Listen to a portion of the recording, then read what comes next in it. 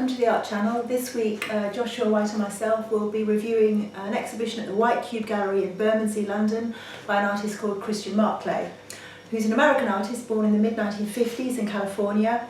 He works between London and New York, and this exhibition, like much of his work, is very much about the crossover between sound and image. So he was quite influenced by a kind of punk sensibility in the late 70s, and that definitely shows in this exhibition.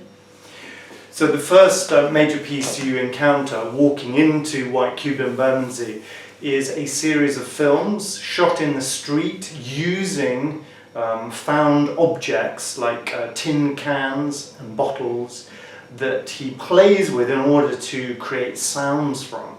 And he implicates the visitor in these videos because as you walk down the corridor, the lights cast shadows as if your legs are in the street in that moment.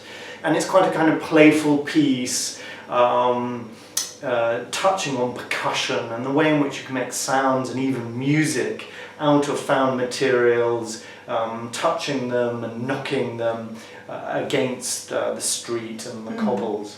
It's an interesting exhibition. This work, I think, introduces you to the whole feel of the show, and actually those sounds, as Josh says, of him sort of tapping empty beer bottles with a biro or crushing beer cans, and they are all they're about the night before, these objects. That sound fills the whole gallery, so you get this kind of percussive sounds through the whole exhibition, and you do feel very much as if you're walking just behind him as he films this piece of work in quite a fashionable part of East London.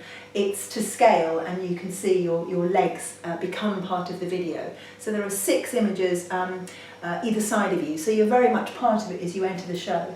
And they're some of the most successful pieces in the exhibition, but I quite liked the next room where he's showing paintings that simply use onomatopoeia, difficult word to pronounce, that concept of words that sound like the meaning they're trying to convey. And so you have words like thwomp and splosh painted on the canvas, rather like cartoon think bubbles from Popeye or Mickey Mouse. And so they're quite reminiscent actually of pop art paintings of the early 1960s, for example by Roy Lichtenstein.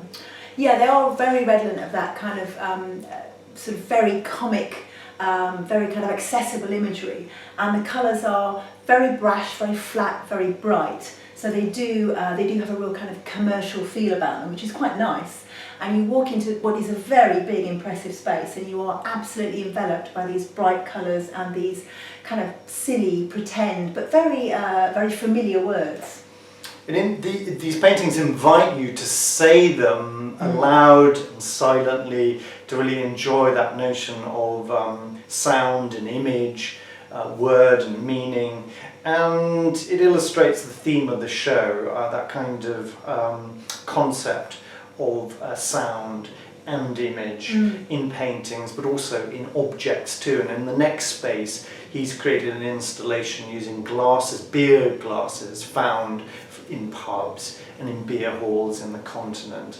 And they're just arranged on shelves, and you can almost hear the clink of them, perhaps in a dishwasher or as they're being stacked on a shelf. And in this space are a series of concerts taking place every weekend through the run of the exhibition, and I saw a live performance by a musician called Mark Sanders, and he's using traditional musical instruments like drums and cymbals, but also other objects that can emit sounds that he can kind of improvise in terms of kind of interacting with them in order to make music.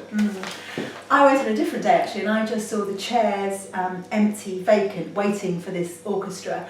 And actually I was completely consumed by looking at these glasses. They are common objects, but with their kind of motifs and words and advertising emblazoned on them, probably a couple of hundred. You get quite taken into actually the beauty of the objects, of this very ordinary objects you're surrounded by. When you see all the silhouettes and the shapes of them and the logos.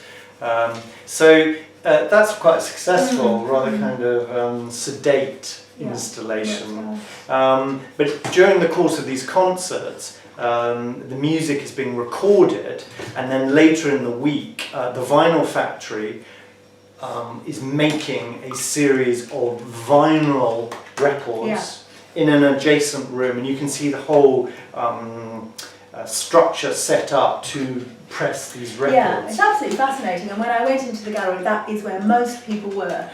You can hear it happening, but you can also smell it. You can smell the vinyl, so it's quite an immersive exhibition. And as you say, the whole kind of mini factory is housed in a metal container with the doors open, and you can see a guy taking kind of lumps of vinyl, pressing them in a very old-fashioned way. It's a defunct technology, putting them into white sleeves. Marclay has collaborated with a local print workshop. He's designing the covers, but these white sleeves are going to be printed up by a local screen printing group. And you can buy these albums using this old analogue technology in White Cube's shop.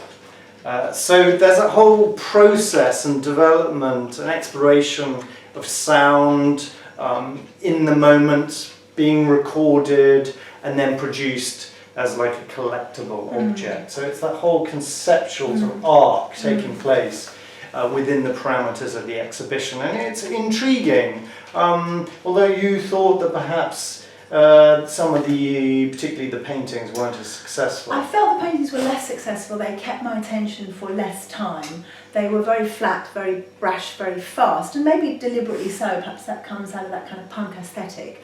But I think the whole thing works. On reflection, I quite like the idea of sort of badly made, in a way, within the very smooth space of the White Cube. That's quite interesting.